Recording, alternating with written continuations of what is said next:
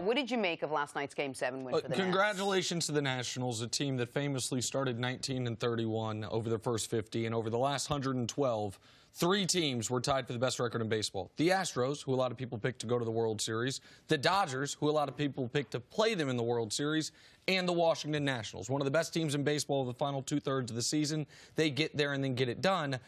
Because it's baseball and because it was a close game late, you, of course, are going to have some managerial second-guessing. And in all sports, my #1 maxim when it comes to coaching or managing is, if I were running a team, I would say, what does the opposition hope I do? Let's not do that. Let's start from a premise of, what is the opposing team hoping I do? And if I were the Washington Nationals last night, I was hoping they took out Zach Greinke. I was hoping that they, no matter how effective Will Harris has been, no matter how rested you feel the bullpen has been, no matter what you think the strength of your team is. Even if you have Garrett Cole sitting there, whether you want to bring him in or not. Absolutely. Even Garrett Cole, because you know you're probably, if you are going to bring in Garrett Cole, it's not going to be mid-inning. It's going to be at the beginning of the inning. So we can have a clean inning. And it's not as Zach going into that 7th inning had given up 1 hit and 1 walk. In the 7th inning, gives up the solo home run, but then the next batter, there's a 2-1 count. He throws strike 2. It's called ball 3. It was maybe the worst call of the night by a home plate ump.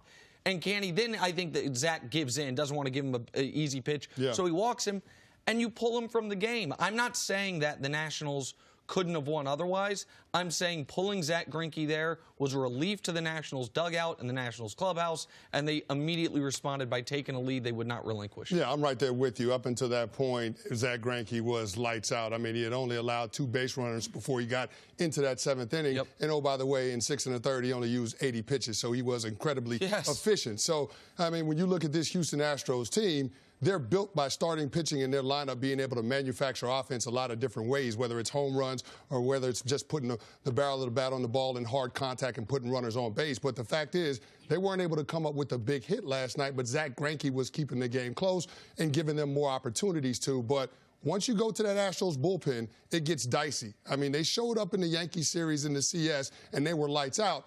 But we know that the Astros bullpen is the weakness of this team. And when you put it up against what the Washington Nationals have done throughout the playoffs and toward the end of the regular season, this has been one of the best lineups in terms of being scrappy and being able to have productive outs, professional at-bats, being able to move guys over, even if it's bunting guys over, being aggressive on the bases, steal opportunities, all of those different things. We know the Washington Nationals can do that. So you would rather have Zach Greinke on the mound, a guy that has shown and proven that he can handle those types of situations, rather than going to Will Harris. The bullpen is the weakness of your team. Plus, Will Harris was a little shaky the night before as well. Exactly. I don't know why you would put him out in that situation and have the potential for him to get exposed. And by the way, no matter how strong your bullpen is, and you're right, it's the weakness of their team, by the 7th game of any series, your bullpen's going to be weaker than it was at the beginning. Not just because if it's tired or not, but the opposing team now for a week and a half has seen these guys repeatedly. The one part of this that is not managerial second-guessing, and you mentioned it before the show, and this is what always happens. If it's a close game, we pick on the manager. And I think A.J. Hinch made a mistake. But this didn't have to be a close game. You mentioned before the show how many opportunities. Max Scherzer, his stat line might be good, but he was dancing through the raindrops all night long. How many opportunities the Astros had to turn a 2-run lead into, I don't know, a 4-run lead, a 5-run lead, which obviously dramatically would have changed the match. Yeah, they had plenty of chances to blow the game open. I mean, Max Scherzer had multiple base runners in 4 of the 5 innings that he pitched. I mean, in the 2nd inning, he gives up the home run to Gurriel, but then he's got runners on 2nd and 3rd. He ends up getting Springer to line out to left field. Then he has runners on 1st and 2nd in the 3rd and the 4th, and he's able to get flyouts to center field. And then he's got runners on 1st and 3rd again in the 5th and strikes out Chirino. So Max Scherzer didn't have his best stuff, but he was able to make pitches when he needed to. But you also have to look at the flip side of that. In the Astros lineup, couldn't come up with the big hit when they needed to. They were 1 for 8 with runners in scoring position going up against Max Scherzer. You have to be able to capitalize when you get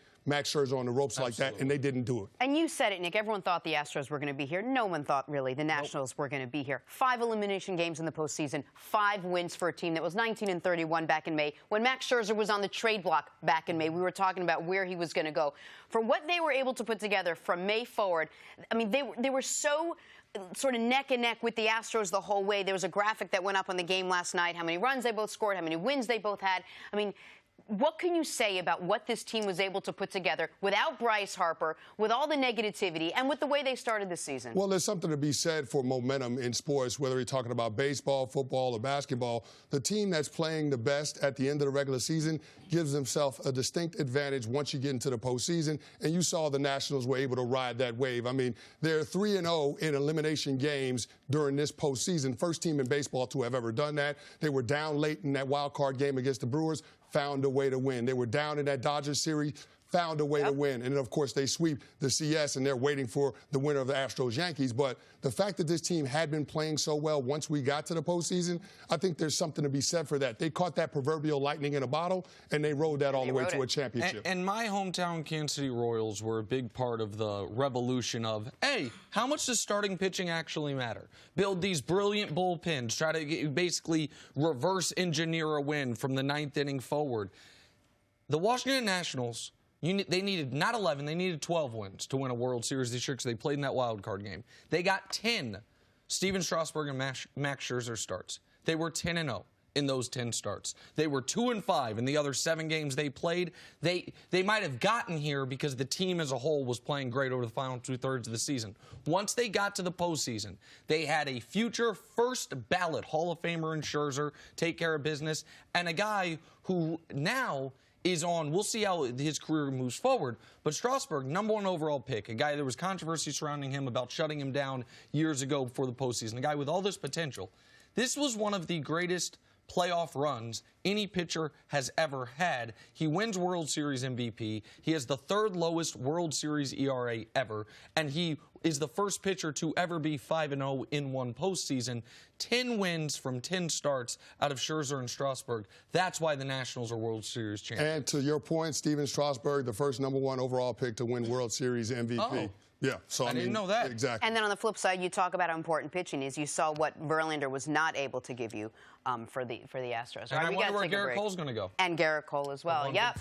Thanks for watching. Subscribe here to get the latest from the show. Also, be sure to check out more of the best clips from First Things First, or go watch a few segments from our other shows on FS1.